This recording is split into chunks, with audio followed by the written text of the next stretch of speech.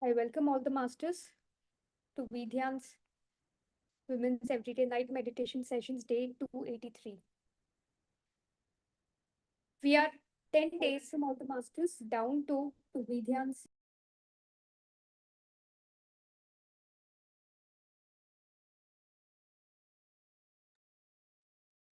We are 10 days down to Buddha Purnima. And in these remaining 10 days as well, we would see and we would reflect deeply upon what Buddha has taught us and on the teachings of Buddha. So today, the topic that we are going to discuss is about Dukkha, the truth of suffering. We all have many times discussed about what is Dukkha, right? But today we are going to understand another phase, we are going to see about the suffering, about the Dukkha from a different lens, which is totally going to enlighten us today. So, Dukkha is not a pessimistic view. It's a truthful observation of life's nature. By understanding Dukkha deeply, we don't actually become sad, but we rightly become free.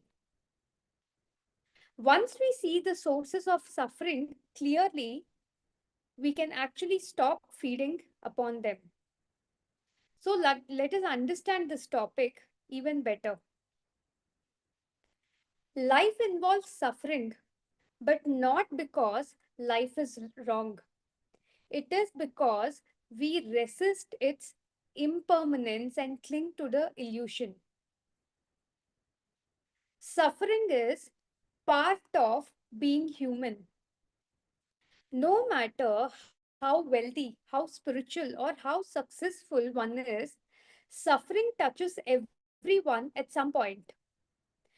To consider a very simple example, a mother deeply loves her child, but still fears of their safety or suffers when the child falls ill.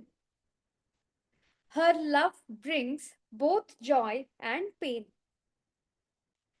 This is the nature of dukkha. What we actually all call happiness is often very temporary. When it fades, we feel the loss, which actually creates the pain. A woman who's on a travel, the travel could be anything, a solo travel, or it could be a honeymoon, or anything, a great joyful trip with the friends. So before the trip begins or during the trip or the tour, the woman is very joyful. But once it's over, once that 7 days, 10 days, or that 15 days of trip is over, she starts feeling a void. What is that? It is the missing, the FOMO feeling that something is gone. I've missed something. That magical period is over.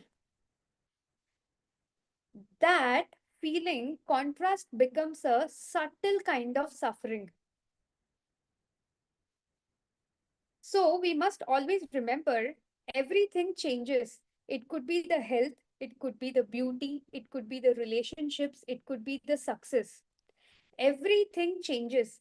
When we resist this change, suffering actually tends to happen and then the suffering grows. A woman resists aging. When she resists the aging, after some time the wrinkles appear or energy declines, she becomes anxious. Her suffering is not just from the aging itself, but from resisting the truth of the impermanence. Much of our stress, much of a woman's stress comes from reality not matching the mental picture which is there in her head. In other terms, expectation versus the reality. Again, a very simple example. A bride dreams of a perfect wedding, but things may go wrong. Many arrangements may go here and there.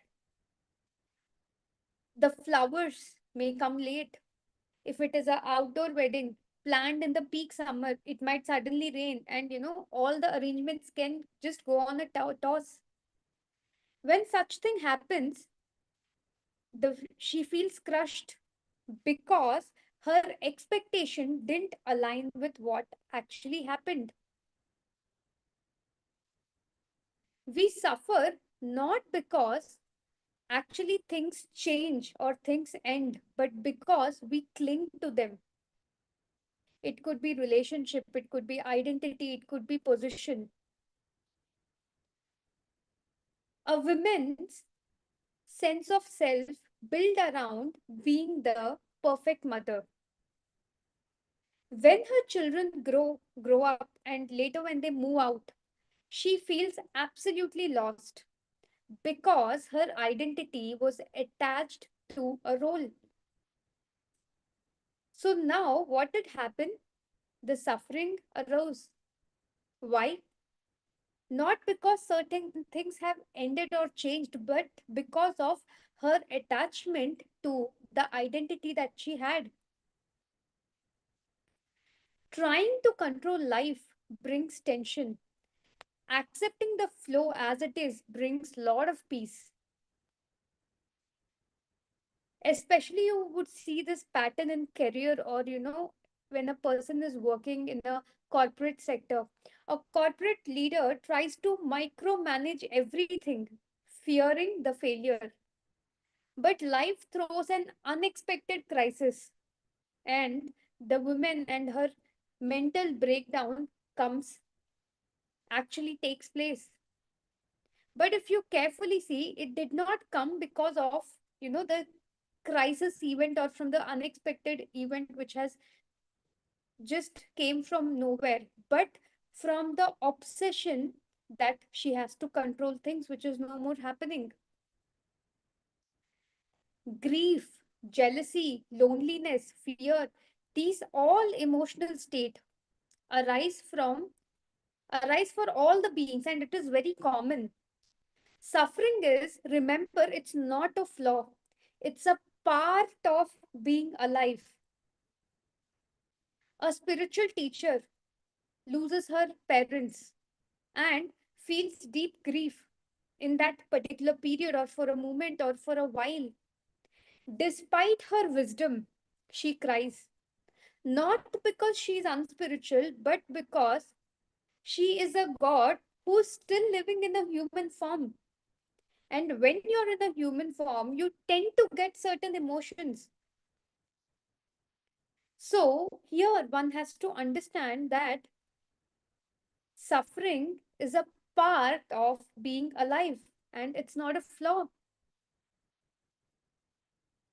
When we compare our life, when we compare our body, when we compare our success to others, it breeds a lot of dissatisfaction. A woman sees her friend traveling the world and feels envious, though she has many other blessings. But now she starts suffering not from the part of lack, but from mere comparison. Dukkha comes. Constant thinking, worrying, regretting, replanning. This builds an inner restlessness and creates great suffering. A woman has a day off but can't relax. Her mind is jumping from past regrets to future worries. She feels uneasy even when everything is okay, everything is quite fine. This is called as subtle dukkha. Pretending to be above suffering or denying the emotions is the name of that spirituality that can suppress pain, and also it is making actually things worse. A woman refuses to grieve her breakup because she thinks it's low vibration, but inside she feels stuck and numb. Her suffering deepens silently. While in pain or while painful, suffering can be a sacred doorway. because suffering actually humbles our ego and softens the heart. After facing or after fighting a cancer, a woman begins meditating, reflecting deeply in her inner world, and becomes more loving and more present. Her pain becomes her spiritual path. Remember, we suffer more from resisting pain than the pain itself. Accepting things as they are dissolves the mental resistance. A woman who lost her husband finds peace not by forgetting him, but by embracing the grief as a friendship, as love that has changed form. So, as I said earlier, dukkha is not a pessimistic view. It's actually a truthful observation of life's nature. When we understand it better, we actually tend to become more and more and more free. Joyful memories, or joyful moments make great memories. But remember, the soul always grows a lot after having some great painful experience or some great suffering. Remember, every suffering, when viewed rightly, gives enlightenment. If there is no suffering in one region, how will a person try to come out of it, find the way, and then get enlightened through it? Most of the people who come into meditation actually wants to come out of suffering. If you even see the life of Buddha, once when he went on rounds around his place, he saw that one person was full of ill health. Another person was crying because certain things happened. Another person is dying and is on the verge of death. Somebody is sitting next to a dead body and crying. And suddenly he thought, what, there is a world full of suffering around me. Then he went and asked his friend, okay, I saw a death right now. Will that death also come to me? And that friend said, yes, absolutely. Even you would die one day. Then Buddha just came back, took a big pause, and he started reflecting upon the things. Then he understood there is suffering in the world, there is suffering around. And then he left his palace and he went to forest to find the solution for this dukkha. So, if the suffering wouldn't have been there, Buddha would have not gone to the forest, wouldn't have tried so many meditations, and finally he wouldn't have come to the conclusion to the, he wouldn't have landed to the right meditation of Anapanasati meditation. Today we are walking the path, what?